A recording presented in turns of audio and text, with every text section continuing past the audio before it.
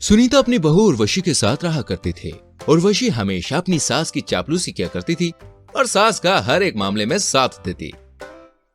माँ ने मायके से भेजते समय ही कहा था कि अगर ससुराल को जीतना है तो पहले अपनी सास का दिल जीतना होगा और उसकी हाँ में हाँ भरनी होगी।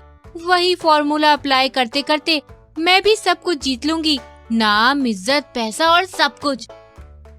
माँ जी, क्यों ना आज हम खाने में सी फूड बनाए? नमन को भी बहुत पसंद आएगा, उसे तो कॉलेज टाइम से ही सी फूड पसंद है। ना ना बहू, आज तो बैगन का भरता ही बनेगा, वरना मैं तेरा भरता बना दूंगी। ओके माँ जी। नमन ये सब कमरे से देख लेता है। जैसे ही अगले दिन जब दूध वाला हिसाब करने आता है तभी, अरे सुनीता मौसी, हम बता रहे हैं, ये देखो आपने कैलेंडर में लिखा तो है कि इस महीने आपने 25 दिन दूध लिया है मुझसे, 5 दिन ही नहीं लिया है। अरे ओए गधे घन चक्कर, बुड्ढी हूँ लेकिन बेवकूफ नहीं हूँ। 5 दिन नहीं, पूरे 10 दिन दूध नहीं लिया है हमने। 20 दिन का ही हिसाब लगा चल, ये तो कैलेंडर में कुछ भी लिखा है। अरे काहे को हमारा नुकसान कर रही हो सुनीता मौसी? 5 दिन का हम कह रहे हैं, 20 नहीं 25 दिन दूध लिया है। अरे पूरे 25 दिन का पैसा दे दो। सुना नहीं क्या माँ जी ने एक बार जो कहा? अरे कैलेंडर में हमने गलत लिखा है, लेकिन हमारे दिमाग का पावर तेज है, सिर्फ 20 दिन का ही पैसा मिलेगा।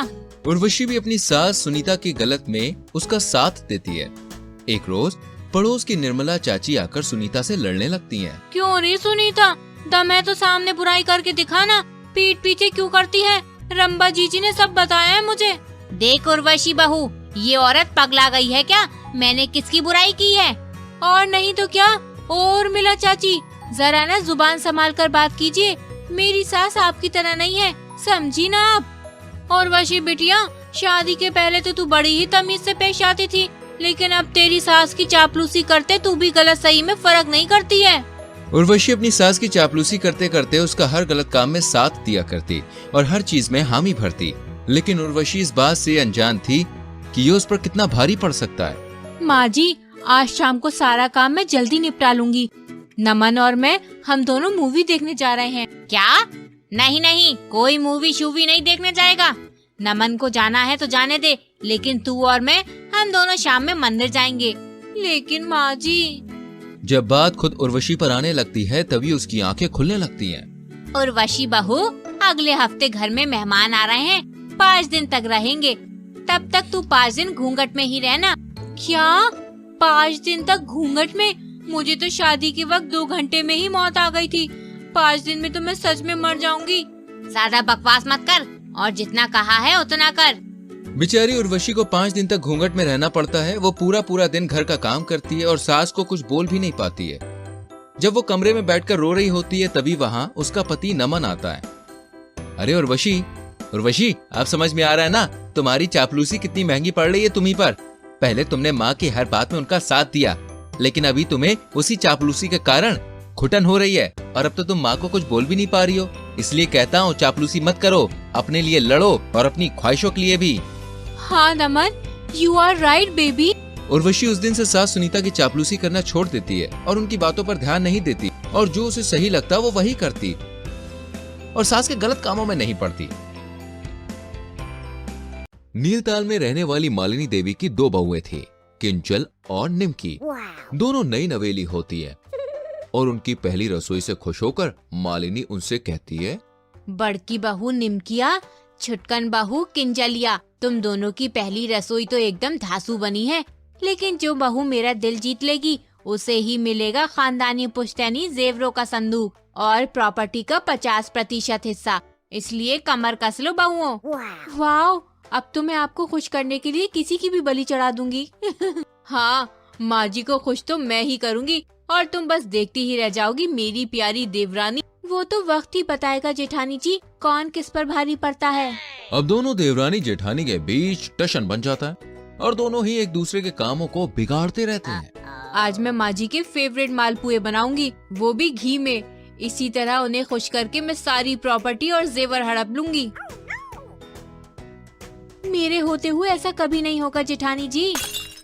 निमकी बड़ी ही मेहनत से मालपुए और अन्य पदार्थ बनाती है, लेकिन जैसे ही वो बाहर चली जाती है, किंजल रसोई में आकर उसके सारे खाने में मिर्च पाउडर मिला देती है। और जब सास मलिनी उसे खाती है तो वो बाथरूम भाग जाती है।